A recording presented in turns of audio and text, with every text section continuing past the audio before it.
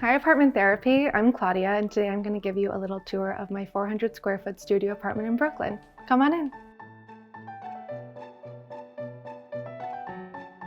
The most important part of this apartment is the original Pier Mirror. It goes all the way up, it's 12 feet tall. It's what sold me on this apartment. That's what I saw in the listing photos, and that's when I knew I had to get in there and scoop the apartment up before someone else saw it. We also have these insane, gorgeous, original shutters. I am lucky to have a landlord who really cares about her buildings and her tenants, so the fact that they're still here today, still looking pristine, is so special. I love waking up every morning and opening the shutters, and Stanley will run up behind me and sit and look out the window and chirp at the birds, and it's just the sweetest little morning routine. So the window behind the sofa is the only window that doesn't have the original shutters, and I wanted to find a way to include privacy without blocking out all of the light with traditional drapes or something like that. So I had the idea to make these cafe curtains. I found this old slipcover at a junk store in upstate New York, and I loved the ticking stripes. So I washed it and cut it up and made it into these perfect little curtains, and I decided to add a ruffle. This is a brownstone. It once was owned by one family. The home was built in 1900, and I've done some research, and I figured out that a doctor and his family were the first ones to live here, and anytime somebody passed away, they would hold the funerals in this exact space, which is a little bit spooky, but I've never personally experienced anything paranormal, but I'm down. They just have not come out yet, but we're waiting. What if that light just blew out?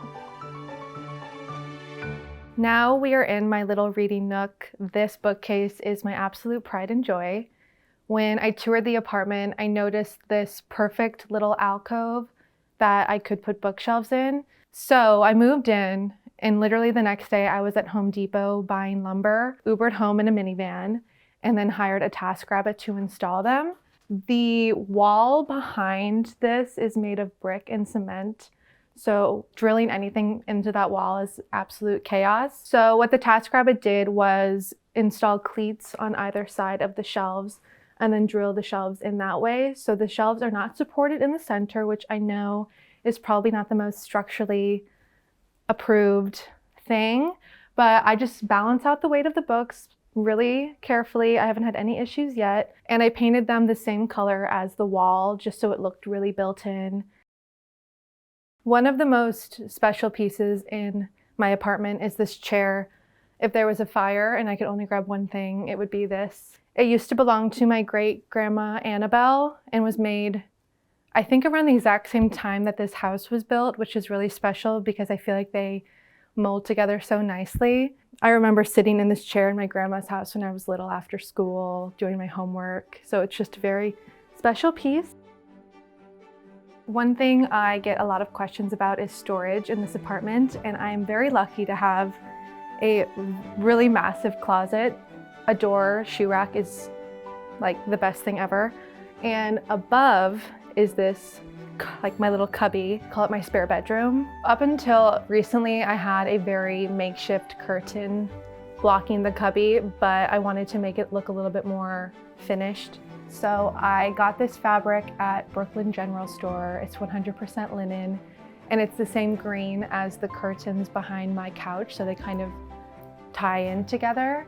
And Rejuvenation sent me this gorgeous rod and these cafe curtain clips. So it's really easy to climb up on my little ladder, part the curtains, get in and get out. When I moved in, this apartment had these two chandeliers that just did not fit the time period of the home. So I worked with this company out of England called Pookie and found these gorgeous chandeliers. Each chandelier has 6 perfect little lampshades with William and Morris fabric, and the interior is lined with this really lovely yellow silk that emits a super warm glow whenever I turn them on. And I like how they add a little bit of modernity to the apartment, but they also still feel really old and true to the era of the home. So since this is a studio, one of the things that I wanted to be mindful of was kind of designating areas. So this rug serves as sort of a threshold that divides the bedroom with the living room, in addition to this room divider. This rug is a beautiful piece from Lulu in Georgia. It has a little bit of wear and tear because Stanley likes to use it as his scratching post. So in the summer months, I had really bright, colorful bedding, but in the winter and fall, I wanted something a little bit more neutral and got these gorgeous green and white gingham linen sheets. And then I thought about doing a colorful duvet, but I kind of just liked how the cream gives way for other colorful accents. I worked with Lulu in Georgia and decided on this upholstered, gorgeous mustard and yellow striped headboard. And since the ceilings are 12 foot, I wanted something that was a little bit higher. On either side of my headboard, I have these sconces, and they actually do not work. They're just for looks. And I know I could add those puck lights, but they die so quick, and I'm not one to charge my electronics very often. So it's more just to kind of like add a little bit more height and dimension to the space. And my favorite hack is to add a little basket to the side of your bed. This is where I put like my hand cream, my chapstick. So one of the rules I have in my apartment is 1 in, 1 out. I'm kind of at my max capacity for things I can put in my home. But there was one space that I felt like I could add something to, and it was at the foot of my bed. I found this antique American folk art chest from like the late 1800s. And the man selling it was so attached to it because apparently it used to be in his house. But I was like aghast by the color palette because it matches my home perfectly, and got him cash out of the ATM immediately. And the next thing I knew, it was in my car.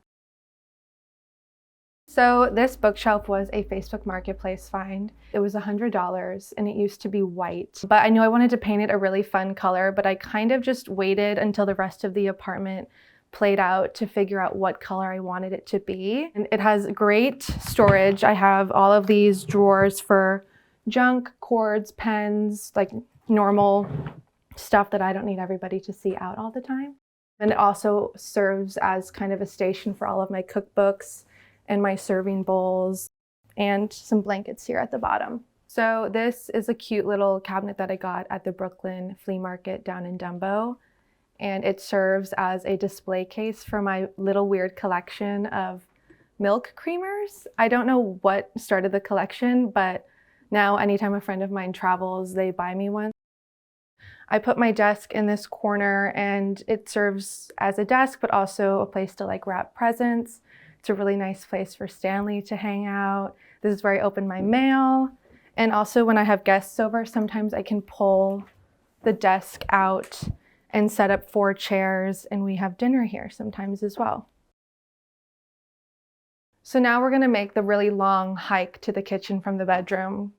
The kitchen was one of the first things that I tackled when I moved into the apartment because it was really dark and did not have a lot of character. The counters were this really dingy gray speckled countertop. So I covered those in this dark wood faux butcher block, and most people think that they're real. I took a lot of inspiration from French countryside kitchens, and that is what led me to selecting this peel and stick tile on the floor. And they're this lovely blue and white checkerboard, and they have these antiqued edges, so they almost look like they've been there since the house was built. It was maybe a $120 project on Etsy. So easy to apply, so forgiving.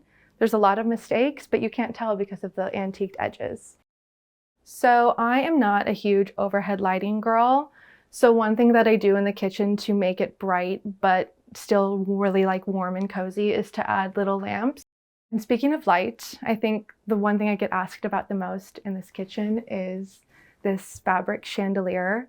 It is a one-of-a-kind light that my friend Shay made. I found one online that I loved, but it was so expensive, and she's such a yes person, and she was like, I can make that. So I ordered the fabric online, and we pleated it and glued it to an old sconce shade. That's what you see at the top, and then draped it. She did some crazy stuff with wire and hot glue and wood. And I will say neither of us are electricians. So in order for me to turn the light on, I have to screw the light bulb in because the flip doesn't work. But I rarely turn it on anyways. It's more just like a design piece to add interest and color to the room.